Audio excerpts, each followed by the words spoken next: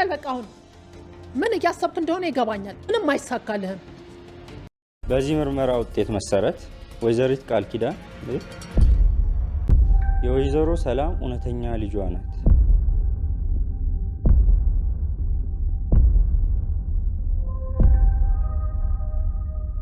የሁለቱም ዲኤንኤ 99% ተመሳሳይ ነው።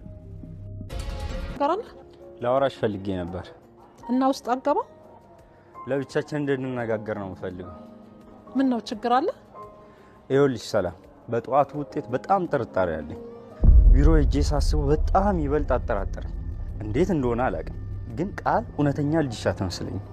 ዶክተር ምን ሆነሃል? ራስ አይደለ እንዴ መርመራ ያረጋገጥከው? ይኸውልሽ ሰላም፣ ከምርመራው ቀን ጀምሮ እነ ቃል ላይ በጣም አጠራጣሪ ነገር እያየሁ ነው። በደንብ አስተውለሽዋል? ምርመራው ራሱ እኮ እንዲደረግ አይፈልጉም ነበር። በተለይ ቃል እንዴት እንደነበረች ትዝ አይልሽ? በጣም ትዝ ይለኛል። እና በዚህ ብቻ ነው የምርመራ ውጤት ልክ አይደለም ያልከው? ዶክተር ንገረኝ እንጂ ምን የተለየ ነገር አየህ? ይኸውልሽ ሰላም፣ በኃይሉና ቃል የምርመራ ውጤት እንድቀይር በገንዘብ እየደለሉኝ ነበር። ጧት ራሱ አብረን ቁጭ ብለን ስልክ የደወልልኝ በኃይሉ ነበር። ውጤቱን ቀይርልኝና 500 እና 600 ሺህ ብር ልስጥ እያለኝ ነበር። እኔ ግን እምነቴን በብር እንደማልቀይር ነገርኩት። ቃል ራሱ በሴትነቷ ተጠቅማ ልታስቀይር ሞክራ ነበር። ምን? እውነትህን ነው ዶክተር? አዎ ሰላም፣ ይህ ሁሉ አጋጣሚ ይመስልሻል? ለቃሉ ታማኝ፣ ለእምነቱ ታማኝ፣ ለማተቡ ሟች ምርጥ ዶክተርነቱን አስመስክሯል። ግን ውጤቱን ማን ቀየረው? የቃልን ደስታ ማን መለሰው? የሰላምን ልብ ማን ሰበረው?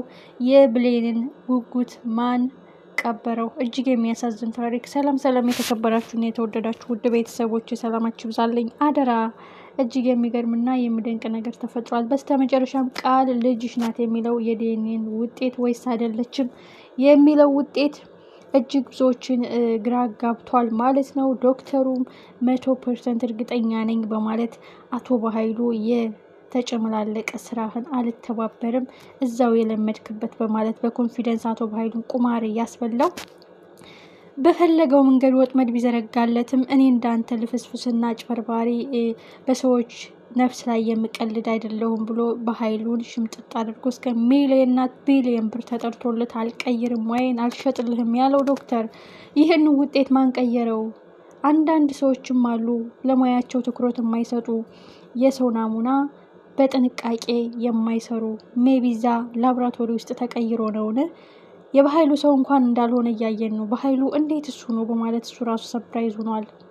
ምክንያቱም አንዳንድ ጊዜ ላብራቶሪ የብዙ ህይወት የሚያበላሹ የብዙ ህይወትን የሚያጨልሙ አሉ እና እንግዲህ የአንዱን ከአንዱ አቃይረውት ወይም የቃል ጠፍቶ የሰላምን በድጋሚ መርምረውት ሊሆን ይችላል። ይህ ግን ዶክተሩ እንዳለው እኔ እንቅልፌን አልተኛም አንቺ ብትታየው ብለዋል። የተወደዳችሁ ውድ ቤተሰቦች እጅግ የሚገርም ነገር ተፈጥሯል። ቃል የሰላም ልጅ ናት የሚለው ማረጋገጫ መጥቷል። ላየው ግራ የሚያጋባ ለሰሚው የሚያስደነግጥ ቃል ፈገግታዋ መጣ። የውሸት ልጅ እንደሆነችም እያወቀችም ግን እንዴት ሆኖ የዲኤንኤ ውጤቱ ልጅነቷን መሰከረላት? እንዴት እሱ ነው የሚለው ብዙዎቻችን እንቆቅልሽ ሆኗል። እዚህ እንቆቅልሽ ላይ የማን እጅ አለበት? ወይስ በስህተት የተደረገ ስራ ነው? ዶክተሩም ግራ ጋብቶታል። ከዚህ ሁሉ ጀርባ ብዙ ሴራና ብዙ ወንጀል አለ። ሰላም የወንድምሽን ክፋትና ተንኮል የቃልን ክፋትና ተንኮል አላወቅሽም? ከዚህ ሁሉ ጀርባ የሆነ ሴራም አለ። በእርግጠኝነት እኔ ምንም ያደረኩት ነገር የለም ውጤቱ የሆነ የተሳሳተ ጉዳይ አለ በማለት ዶክተሩም ተደናግጦ ወደ ቢሮ ሄዶ ነበረ። ውጤቱ ከመከፈቱ በፊት ሁሉም ግራ ተጋብተዋል። ፈስ ያለበት ዝላ አይችልም ነው እናቱ በኃይሉም ውጤቱ እንዳይከፈት ከመከፈቱ በፊትም የሆነ ነገር አመሃይቶ ውጤቱን ወደ ሆስፒታል ይዞ ሂዶ በሌላ ሊያስቀይረውን ፈልጎ ነበረ።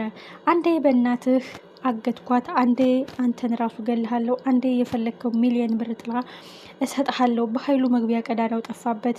አንዳንድ ጊዜ ደግሞ ወረቀቱ እንዳይከፈት ማጉላላትን ፈለገ። ወይዘሮ ሰላም ከዚህ በላይ እንድታወራ አልፈቅድልህም፣ እውነት ይጋለጥ፣ ሀቅ ይረጋገጥ፣ ልጅን ልቀፋት፣ ልቤ ይረጋጋ፣ ጭንቀቴ ይጥፋ ያለችው ወይዘሮ ሰላም የበለጠ ጭንቀትና ስትረስ ውስጥ የሚያስገባን ነገር ተፈጥሯል።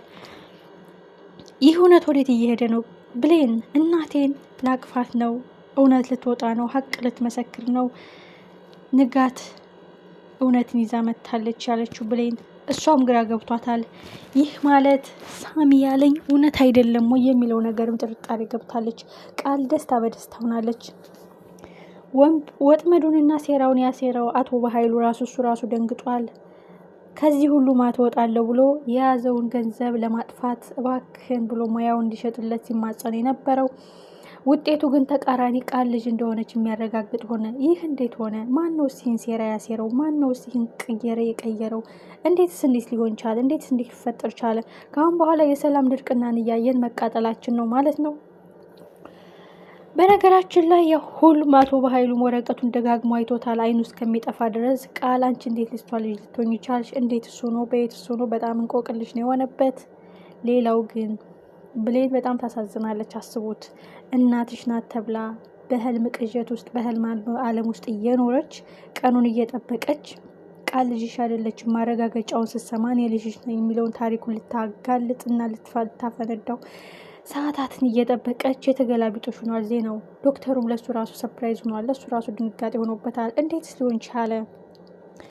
ከዚህ ሁሉ ጀርባ በኃይሉ እጁ ቢኖርበት ኑሮ እኔን ይሄን ቀይር ይሄን መልስ ብሎ በዚህ ያህል ልክ አይደራደረኝም ነበረ። የሆነ ሴራማና የሆነ ሴታፕ አለ በማለት ዶክተሩም በሚገርም ብስጭትና ንዴት ወደ ስራው ተመልሷል።